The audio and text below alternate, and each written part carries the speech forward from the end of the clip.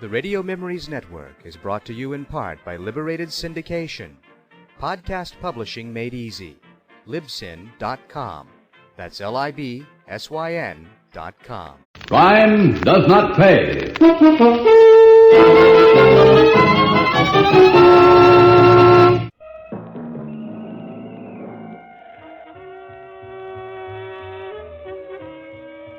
Crime Fighters is a police procedural podcast that focuses on police, detectives who capture criminals and solve crimes. Let's join this week's feature episode of Crime Fighters. Casey Crime Photographer, whose first name was never revealed, was the major crime photographer at the fictional Morning Express newspaper. With the help of reporter and Williams, he tracked down criminals and solved numerous crimes on this popular mystery adventure series. Often a picture snapped at a crime scene led Casey to play detective. Now for this week's episode of Casey Crime Photographer. The Anchor Hawking Glass Corporation brings you Crime Photographer.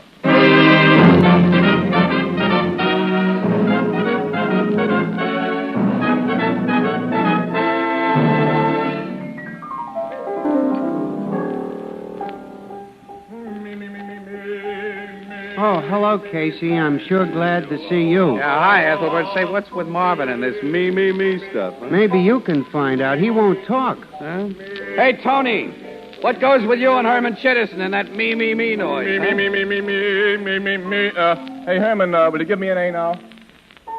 Me. First it's me, and then it's give me an A. Well, what's this A business, anyhow? Why, Casey, A is for Anchor Hawking, the world's largest makers of household glass.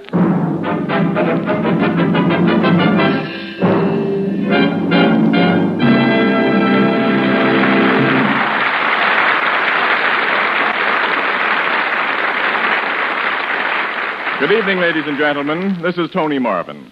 Every week at this time, the Anchor Hawking Glass Corporation of Lancaster, Ohio, and its more than 10,000 employees bring you another adventure of Casey, crime photographer, ace cameraman who covers the crime news of a great city. Written by Alonzo Dean Cole, our adventure for tonight, The Surprising Corpse.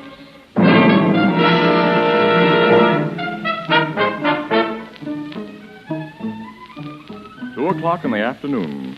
The living room of a beautifully furnished penthouse apartment. Mrs. Daybell. Yes, Marie? The Comte de Gaston is here. Show him in. Yes, Mrs. Daybell. You may go in, Comte de Gaston. Henriette, my lovely one. Hello, Leon. It was good of you to send for me. I kiss your beautiful hand. Don't. Henriette. Come into the library where we can talk privately. Very well. Sit down, Leon. You are mad at me, Henriette. I can always tell when you are chagrined. It shows in your so lovely eyes. Yes, well, now that we're alone, Count, suppose you drop the phony accent.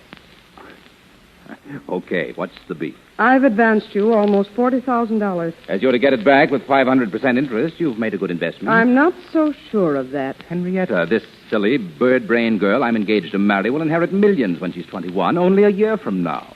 You can't lose. You even took out insurance on my life. Yes, but only for enough to protect my actual loans to you. You see, Leon, I expect a profit as well, and I won't get that unless you marry Paula Durfee and get your hands on her inheritance. Don't worry, she's mad about me. Her uncle, who controls her estate until she's 21, and her brother Arthur are mad at you. Paula pays no attention to them. When you drink, you talk too much. What do you mean? Several nights ago at the bar of the Yorkshire Club, you told everybody what you really think of Paula Durfee. Who told you that? I swear. I have reliable informants in many places, Leon. I watch over my investments, and you're one of them. I've not had a loss so far, and I don't intend to have one in you. I'm sorry, Henriette. I drink too much, no more. I don't trust you. Oh, Henrietta. And because I don't trust you, I want to liquidate your debt. Liquidate? Oh, it'll be to your advantage as well as mine. Would you like to make $100,000 right away? 25% of which goes to me, of course. Would I? My plan may strike you as fantastic, Leon, but this Paula Durfee's a little fool. If she weren't, she wouldn't be in love with you and jealous of you. You're most flattering, Mrs. Zabel. You've an appointment with Paula today, of course? At 5 o'clock for cocktails. Well, don't drink too much before you meet her. And don't tell her this scheme was the idea of anyone but yourself. You must take all the credit. Go on. Tell me how to get this 100,000. This is the way, Leon. When you meet Paula, you tell her in your...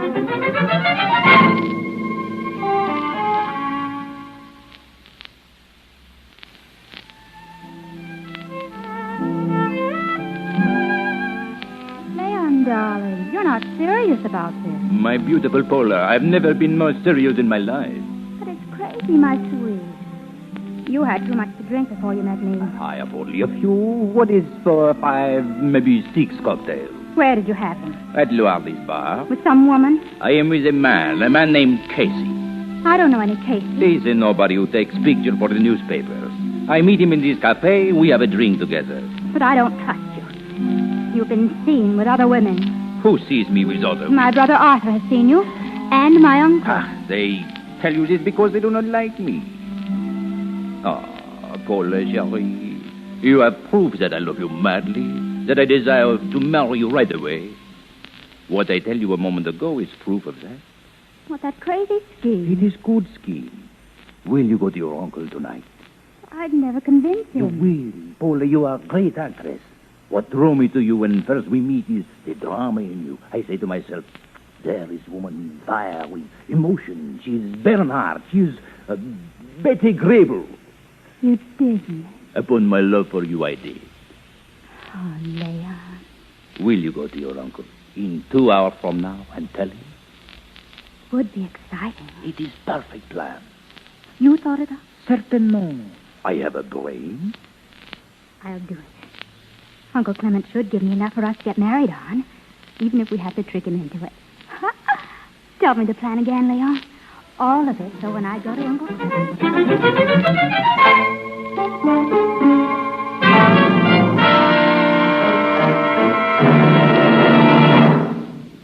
My dear, this is astounding.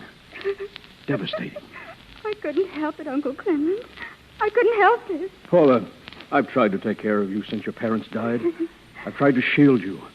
I warned you. I had to do it. And now you've got to protect me, Uncle.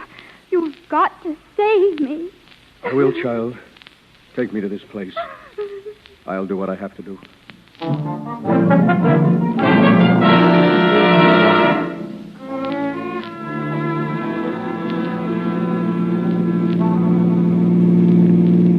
Why are we turning here, Casey? Annie, won't you ever learn this town? This is a shortcut back to the office. Oh, you and your shortcuts. Hey, that car that just passed us, Annie. What car? Look at the license number.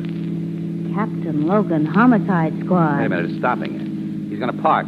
Sure is, in front of that brownstone house. Look, Logan and Sergeant Flanagan are getting out and fast. They're here on a job, Casey. Is that it? Let's see what this is all about. You and me both. Come on. What do you suppose they're here for? Well, what's the use of supposing? We'll know in a minute. Logan just opened the door and walked in. We'll do the same thing. He probably won't like this. Well, so what? They're in that room. Hi, pal. Casey. Just happened to be passing by. Thought we'd drop in. Good evening, Sergeant. Hello, Casey. Miss Williams. Hi. Well, what brought you two uncouth characters to this swanky joint, huh? Take a look behind this sofa. What? Say. A dead man. 2 gunshots got him through the head. Hey, that's the Count. Who? Well, Count Leon de Gaston is what he called himself. He was engaged to that dumb little glamour girl, Paula Durfee. Sure. I've seen her with him around the night spot. This is interesting. How did it happen, Captain? I don't know, Miss Williams. I got a phone call at headquarters from a guy who wouldn't give his name. He said a murder had been committed at this address and that we'd find the front door unlocked. He knew what he was talking about. Logan, this body's still warm. Yeah.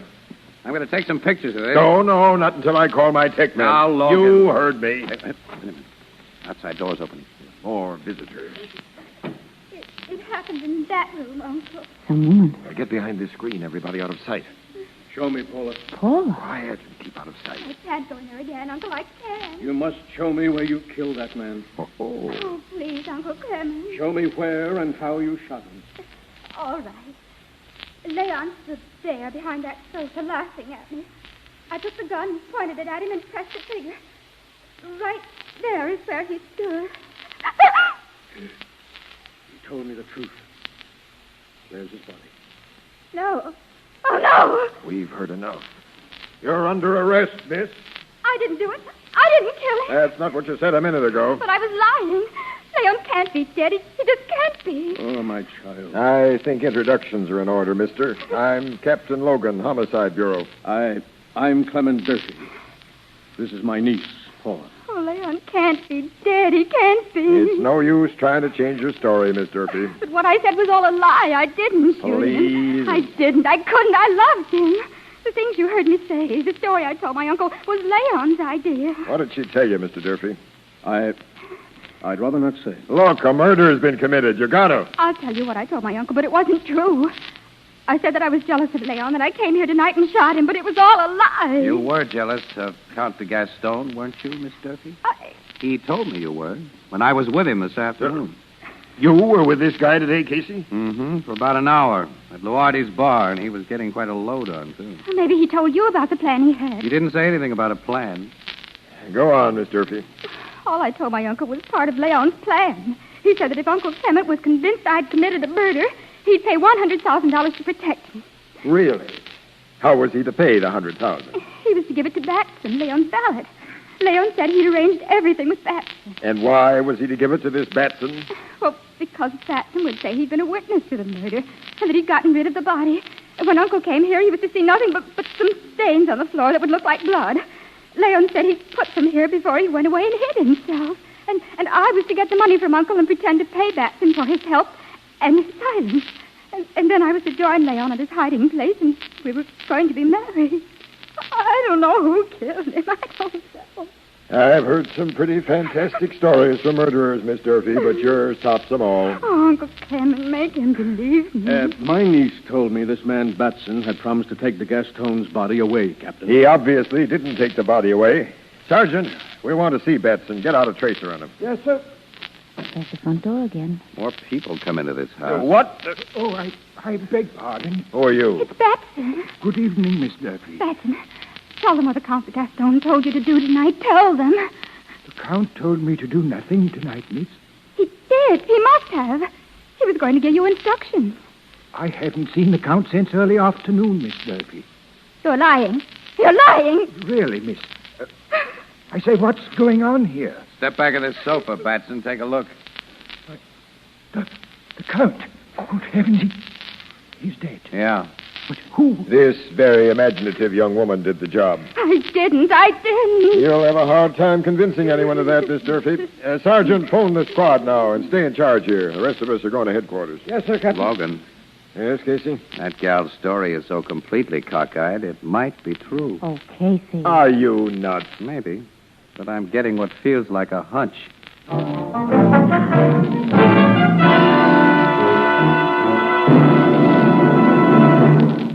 Only a few years ago, oven glass which could be used for oven baking, was considered an expensive luxury. Anchor Hocking, with its vast laboratory and manufacturing facilities, changed all that by perfecting a new kind of oven glass, more beautiful than anything that had been known before, guaranteed it for 2 years against oven breakage, and offered it at unbelievably low prices. This new kind of glass is Fire King Oven Glass. You can recognize it immediately by its beautiful pale blue color. A special process makes its mirror-smooth surfaces miraculously easy to clean. Its lighter weight makes it easier to handle. If you've never tried oven glass, why not try it now? Ask for it at your favorite chain, variety, hardware, or department store. Fire King Oven Glass is a product of Anchor Hocking. A great name in glass.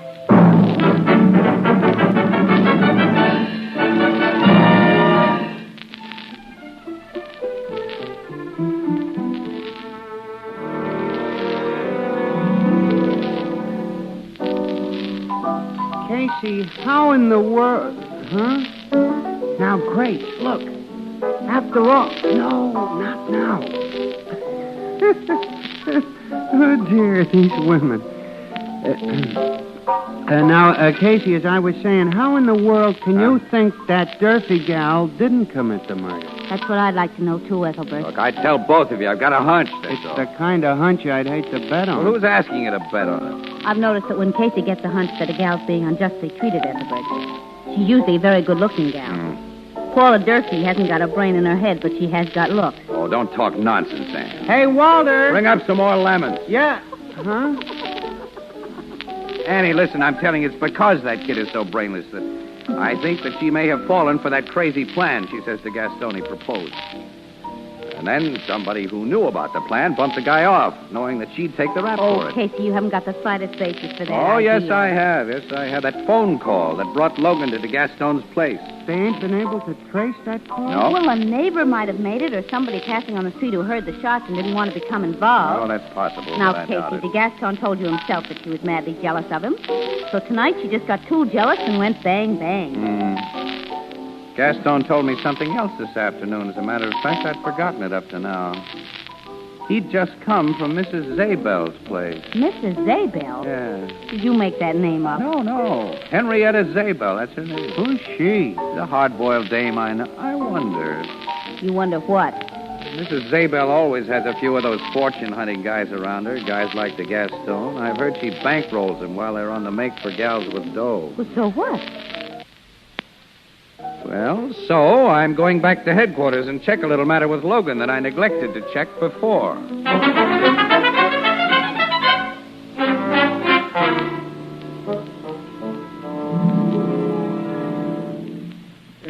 Captain Logan's in his office, Casey, but he's busy right now. Somebody with him, Sarge? Yeah, the brother of that girl who knocked off the gas tone, Arthur Durfee. Oh, yeah, that Paula kid's his only sister. Just two of them, huh? Yeah. Well, Arthur's about 5 years older than she is, I think. He's another case of too much dough. Uh-huh. He got his share of the Durfee millions when he reached 21, and he's been spending it. He's leaving the office now, Casey. Yeah. Good night, Mr. Durfee. I deeply regret the trouble that's come upon you and your uncle and your sister. That you must realize that I have a job to do. Yes, I realize that, Captain Logan. I can promise you she'll undergo no unnecessary hardships. Thank you. Good night. Good night, Captain. Tough luck, fella. Oh, who? I'm just a newspaper guy. I want you to know that I'm all for your sister. Oh. Well, thank you. Thank you very much. You want to see me, Casey? Yeah, Logan, yeah. Come on in. The toughest thing a cop ever has to do is talk to relatives of a prisoner he's shoving toward the chair. I can imagine. What's on your mind, Casey? Logan, you traced all phone calls to and from DeGaston's home today? Yeah. Did DeGaston make a call from his home not long before he was shot? Yeah, it's here in the report. Yeah, to whom? My Mrs. Henrietta Zabel. Mrs. Zabel, huh? Yeah. Lives in a swanky penthouse over on the boulevard. Yeah? She's 100%. 100% what? Well, okay. What makes you so sure of that? Oh, I went over and talked to her myself. She admits DeGaston phoned her. Makes no secret about it. Says they were old friends. Yeah? What did he call her about? Yeah, she doesn't know. She was out at the time. The maid answered. Oh. Where was she out at the time DeGaston was shot? How do I know? I don't ask everyone I talk to for an alibi when I got the killer in a cell. I don't think you have the killer in Are a you cell. going to start that again? Yes, Logan, I am, and you're going to help me prove that I'm right. Oh. Logan, look. Now, I've met this Mrs. Zabel, and she's a foxy character. And DeGaston hadn't enough imagination himself to cook up the scheme that Paula claims she fell for. Well, my hunch says that Mrs. Zabel put him up to it. Casey, there wasn't any scheme. But you don't know there wasn't. You've got to give that Durfee kid a chance. What do you want me to do? I want Mrs. Zabel watched and her telephone wiretapped. Hey, You can do it, Logan. You can do it. And be sure it's done by the time that I visit her tomorrow. So you're going to visit the lady? Yeah. I'm going to pull a bluff that I think she'll fall for.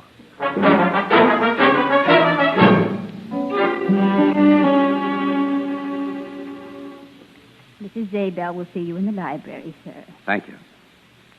Mr. Casey, madam. Come in. Thank you, Mrs. Zabel. Well, I seldom forget a face, Mr. Casey. We've met before, haven't we? Well, yes, I've taken pictures of you several times for the Cafe Society pages. Oh, yes, of course. May I close this door? If you wish. Thank you. Is it customary for press photographers to require such privacy? Well, I'm not here as a press photographer. Oh, then what? I really want to talk to you about Leon DeGaston.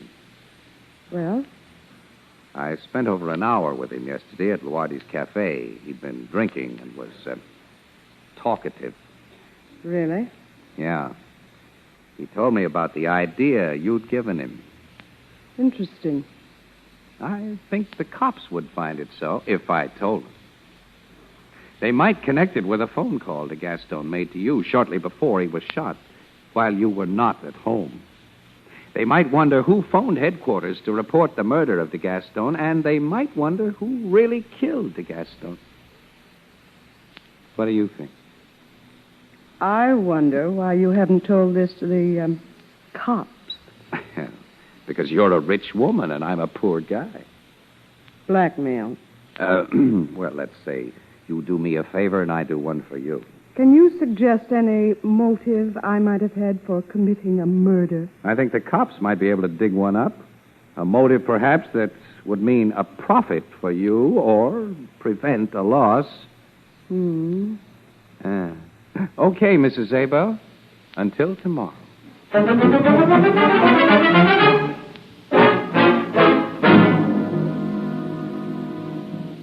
Logan, you say she made a phone call right after I left her, huh? Yeah, but not from her own phone that I had a tap on. She went out to a public booth, so my guys don't know what she talked about. Oh. We traced the call she made to Clement Durfee's home. Paula's uncle. So he's her partner in this scheme. Oh, now, wait a minute. Look, Logan, look. If you'd just been threatened by a blackmailer who accused you of conniving in a murder that you had connived in, wouldn't your first act be to contact the other party to your killing? I guess so, but... Well, Mrs. Zabel fell for my bluff, Logan. Because she framed the scheme that de Gaston and his gal friend fell for. And she framed it with Clement Durfee. But why Durfee? Remember, he handles Paula's estate, Logan. In a year, he'd have to turn it over to her, but with her out of the way... But why should Mrs. Zabel... Well, she'll do anything for dough, won't she? And he's paying plenty for what she did. But we'll get them both, Logan. And with the goods. I hooked her today. Tomorrow, when she tries to pay me blackmail, you'll be there to pull her in. Well, she's a swell-looking woman with a head full of brains, all right. And that little Paula's a beautiful thing, too. Excuse me. Homicide Bureau, Captain Logan speaking. This is Mrs. Zabel, Captain. Huh? Mrs. Zabel. How do you do? I'd like to see you as soon as possible, if I may. Logan, she's all set for a confession. Shut up. What do you want to see me about, Mrs. Zabel? Well, I'd like to report the threats of a blackmailer, a press photographer named Casey. Very interesting, Mrs. Zabel. I'm anxious to hear about it. Will you come to my home as soon as possible, alone? Yeah, I'll be there in half an hour. Then I'll expect you. Goodbye. You heard that, Casey? Yeah, I heard it. You put something over on her. Wise guy.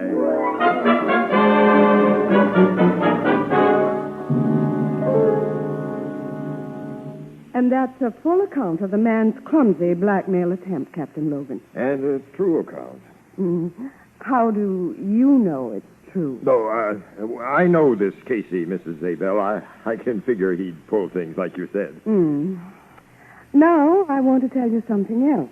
Go on. That man Casey was right. I did suggest the plan that Paula Durfee told you about.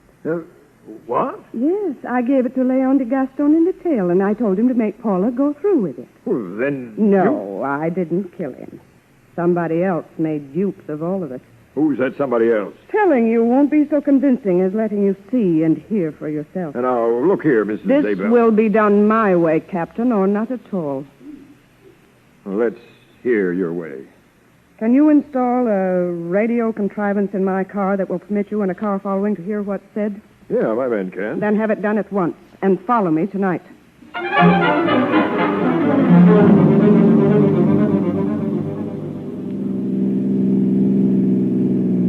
Where's she going in that car of hers, Logan? I told you she wouldn't tell me a thing, Casey, except to follow her, and we're doing that. Well, she might give us a word occasionally through that radio gadget you had installed in her car. Now, she's going to play this the way she wants it. Hey, you know, she is a swell-looking woman, Casey. Yeah. Not so young as Miss Durfee, of course. Oh, no, not nearly as young. But swell-looking. Swell-looking. All right, all right, all right. You both agreed that they're both beautiful gentlemen. Hey, she's slowing down, Logan. She's going to stop. I'll slow down, too. Hey, a man's getting into her car. Couldn't see his face. Neither could I. She's starting up again. Thanks for picking me up, Henrietta. That guy's voice. That radio gadget works pretty good. Quiet. I didn't want you to come to my house. Yes, in the car here. I'm sure no one can hear us. Who's the man, Casey? Can't get his voice. Neither can I. So, Henrietta, you think we are under suspicion of murder? Yes, and I have no intention of facing a murder charge I don't merit. You suggested that little plan to the Gaston. Whose plan was it? Well, since we're quite alone, it was mine. But you didn't tell me you really planned to murder Leon. I thought you were only helping me recover my money. Oh, you know my real motive? Yes. You wanted a murder conviction and death for your sister. His sister? It's Arthur Durfee still. You see, I've spent my share of the estate, but with Paula out of the way, I'd get her share, too. I couldn't allow a little fool like Paula to get that money when I needed it, could I? You think you'll get away with it? Oh, you'll never tell anyone. What? You think I'd have said what I have if you were going to live? Step on it, Logan. And fast. I'm stepping. Look at that car behind us. What? Oh, you cut the ignition. And threw the key out of the window. What a gal. I'll say it's all over for him now. Sure is that car stopping. Come out of that car, Mr. Arthur Durfee, with your hands in the air. What's the meaning of this? We're finishing your perfect plan, fella. For keeps. And Mrs. Zabel... Why, Mr. Casey. I'm going to ask a favor of you. May I kiss you? Hey. Excuse me, Annie. Thanks, Mrs. Zabel.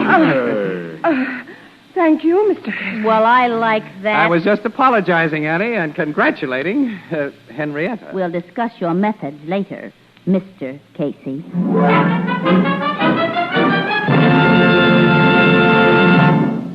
It's now possible to tell almost exactly what Americans think on almost any given subject. An independent research organization recently conducted a poll in an eastern city to find out what kind of containers housewives prefer for foods. An overwhelming majority said that they preferred glass containers, and most of them mentioned these 4 reasons. Glass lets you see exactly what you buy before you buy it. Glass containers are clean and sanitary. They don't affect flavor or purity. Glass containers are easier and safer to open and can safely be used to store leftovers. Now, in the same survey, 8 out of 9 mothers of young babies said they preferred prepared baby foods packed in glass. Most of your favorite food products and all of the better brands of prepared baby foods are now available in Anchor glass containers, protected by tamper-proof Anchor vacuum caps. Both products of Anchor Hocking. A great name in glass.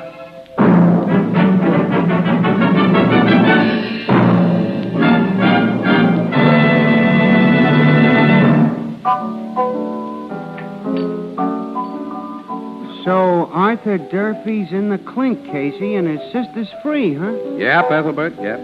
And Logan's treating me respectfully for a change. I don't know why you had this case all wrong. Even if Mrs. Zabel wasn't guilty, she led us to the murderer, didn't she? That's right. She did, and you didn't. Well, All you did was push your way in for that apologetic, congratulatory kiss at the end. my emotional nature got the best of me, that's all. She's a nice-looking woman, that Mrs. Zabel. She'll never see 45 again. So what? Age brings experience. No, but experience isn't really necessary. Casey, what did that young, good-looking Paula do when they let her out of the pokey? Well... Oh, yes, tell him, Mr. Casey. Ethelbert, she kissed Logan. And as for you, Ethelbert, what's that on your lips? That looks like... Me? Good night, Ethelbert. Huh? Oh, good night, Grace. Oh, dear, these women.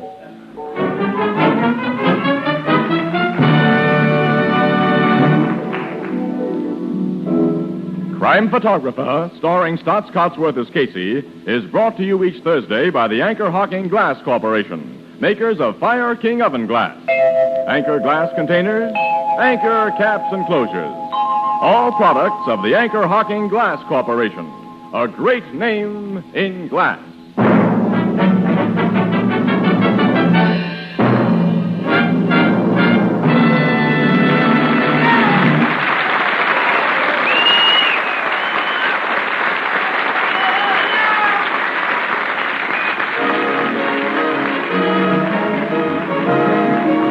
Crime Photographer is directed by John Deeks. The original music is by Archie Blyer, and the program features Miss Leslie Woods as Anne and John Gibson as Ethelbert. Thursday night on CBS is the biggest show in town, so stay tuned for exciting dramatizations on Reader's Digest Radio Edition, which follows immediately over most of these stations. This is Tony Marvin saying goodnight for the Anchor Hocking Glass Corporation, the world's largest makers of household glass.